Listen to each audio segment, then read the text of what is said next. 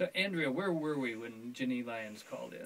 Well, I was filling in a little bit about VBSR members, and we said these days we have about 1,300 members across the state. VBSR has been around for 20 years. We just celebrated our 20th anniversary, and VBSR is the largest statewide business association that's committed to social responsibility that we know of anywhere in the country and maybe anywhere in the world. So we have a lot to be proud of in Vermont, that our businesses have taken a lead to say, you know, businesses can be a positive agent for change. Vermont has really led the way in the social responsibility movement, and I'm so proud to be working there and working with you on this series, because we're going to bring a lot of our members in and a lot of our board members to talk about issues of concern to socially responsible businesses in this. Getting to be a bigger and bigger issue for businesses in the state about how they're going to pay for health care for their employees, and it's totally unsustainable. And so when we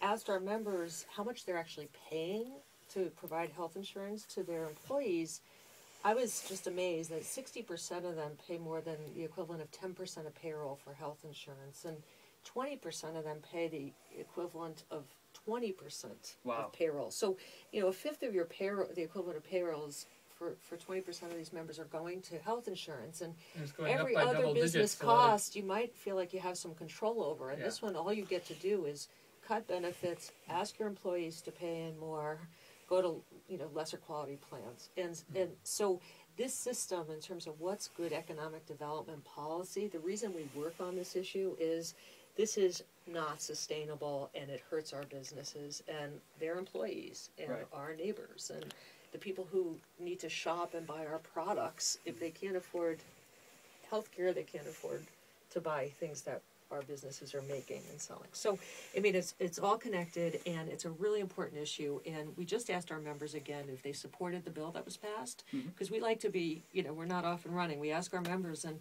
83% of them reported that they supported the bill that was passed. 14% weren't sure yet. Your previous caller was like, well, how much is it going to cost? I think some people are like, well, it depends. It depends on how much it's going to cost me if I like this bill or not. And only 2% said they were opposed to the bill. So that, to me, is a really strong mandate that, we've got to change the system, and we're open and willing to be part of that process. Smart Business Wednesday on Equal Time Radio.